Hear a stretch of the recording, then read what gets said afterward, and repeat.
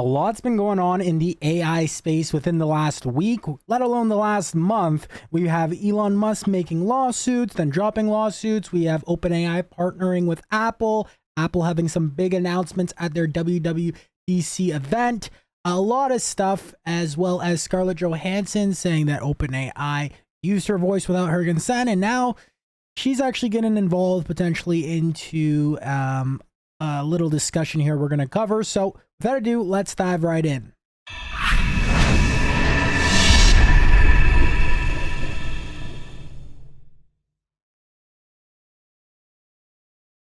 All right, so I'm going to catch you up with some of the news if you haven't already heard some of this. Well, first off is Elon Musk drops the lawsuit that we heard about a few months ago after OpenAI published his email. So this actually isn't 100% accurate. It wasn't directly after they published his emails, because they published his emails right away.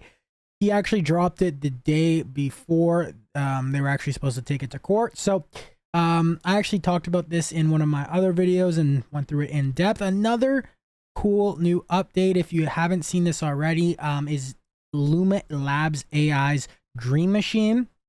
Okay, so I actually did a full video on this in depth and went through some of it, and I will probably do some actual using this tool in future videos. But the whole situation is when they launched, there was a very, very high amount of usage on their website, so everything was very slow.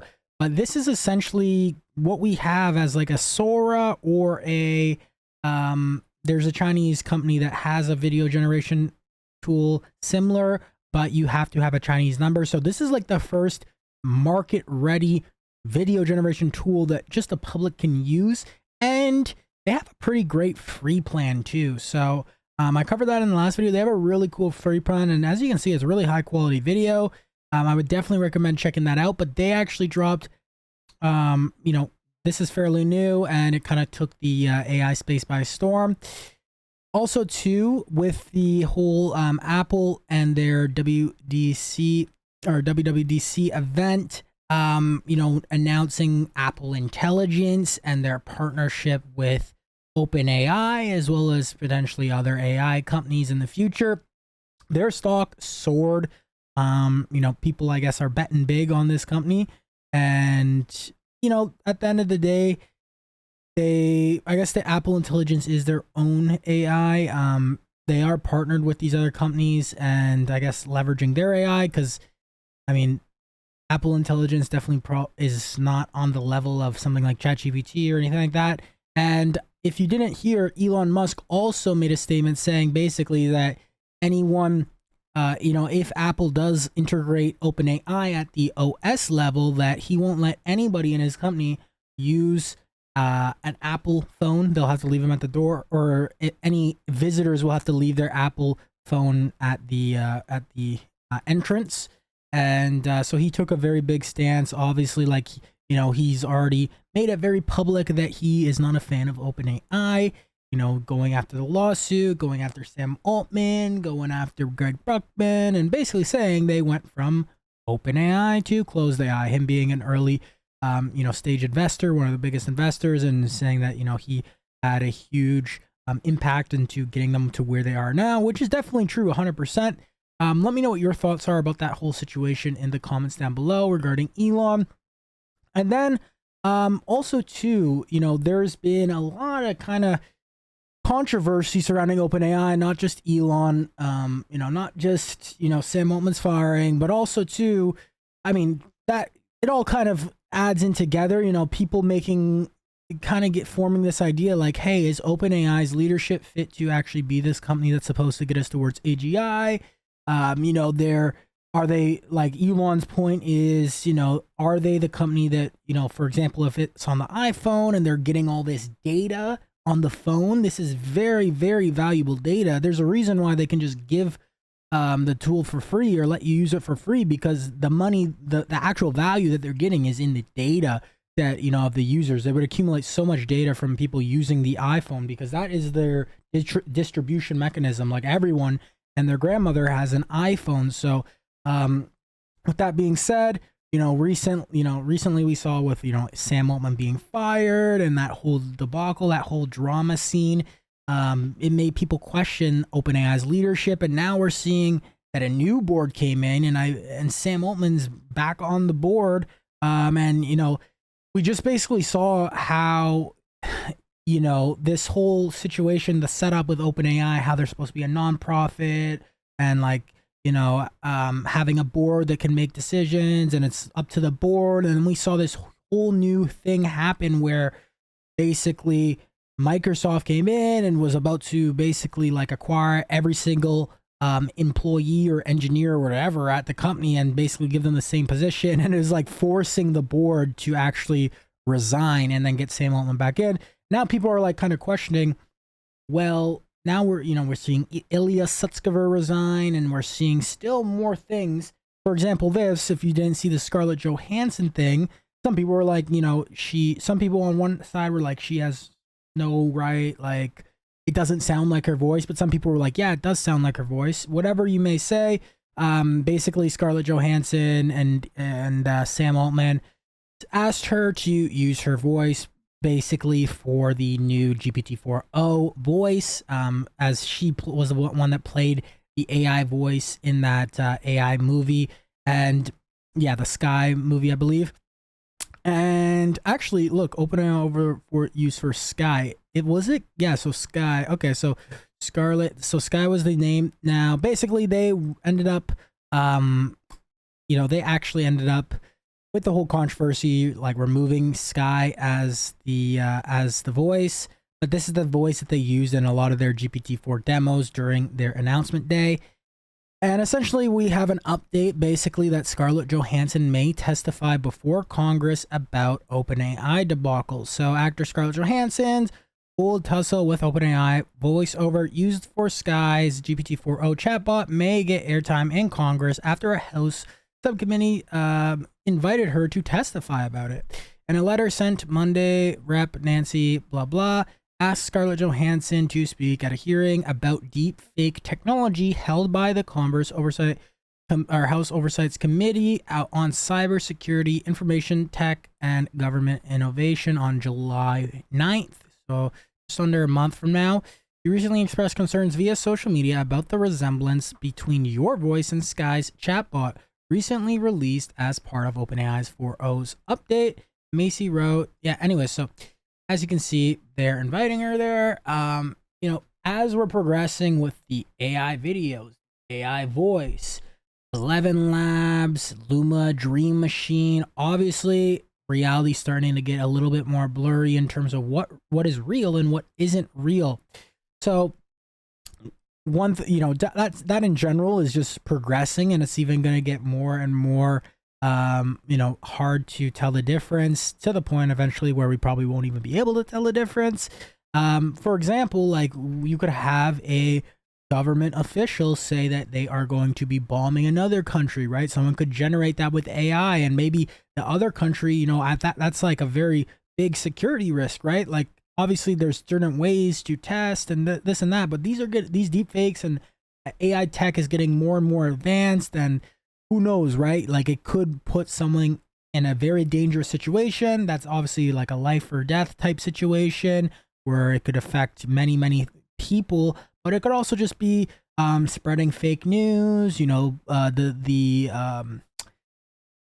have the whole debates and the president election coming up, and it could be really about anything, spreading fake news about war or this or that, right? There's so many possibilities. I mean, also too, just for like example, like fraud, impersonating people, like you could call somebody's relative and say, hey, I'm being held hostage, send this money, or hey, like I forgot my credit card, or anything really, right? So there's a lot of good obviously that can come with AI, a lot of good, and there's also a lot of bad that it could be used for. The stronger it gets, the more whoever just has it could potentially use it for bad purposes, right?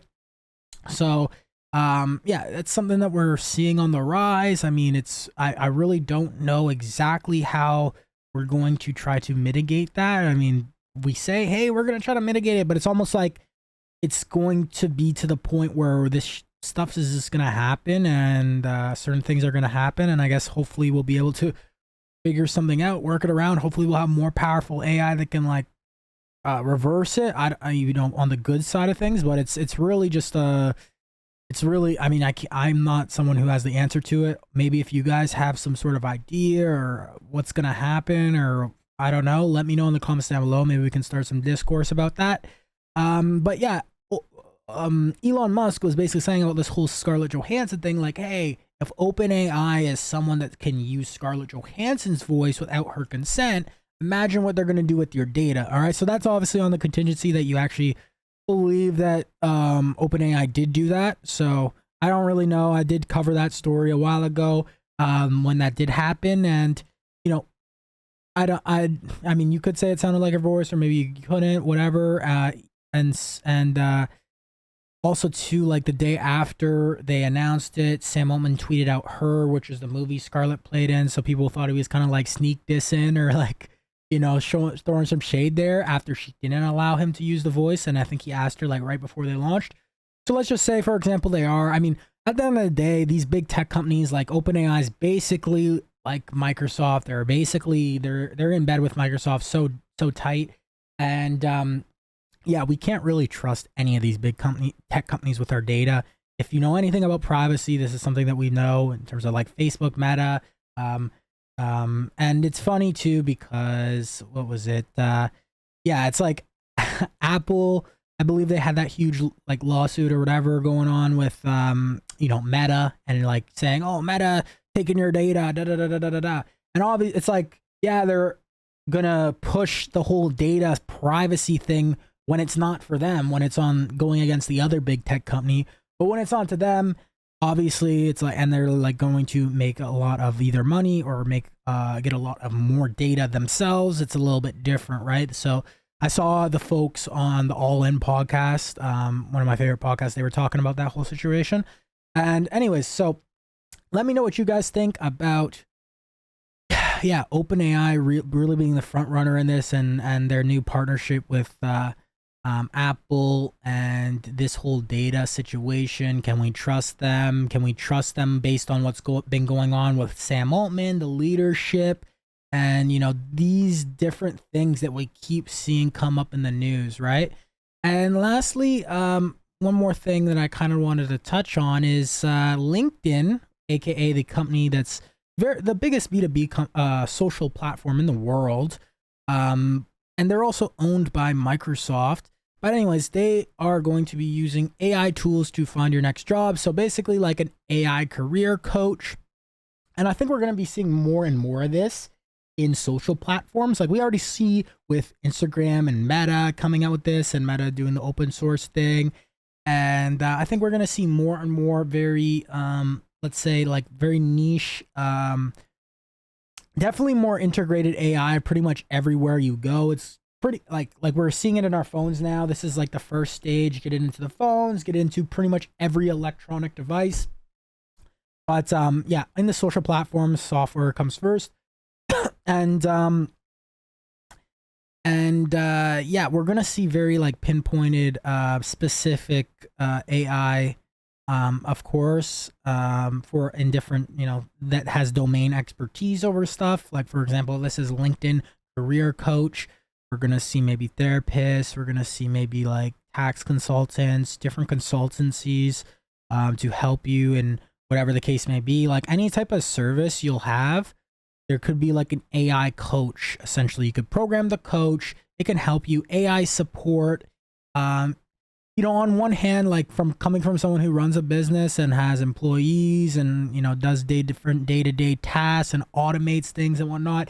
Like I see I'm every single day, I'm basically like in the trenches building new AI, whether it's AI agents or implementing this or this or that, replacing different positions in our company. And it's really cool to see.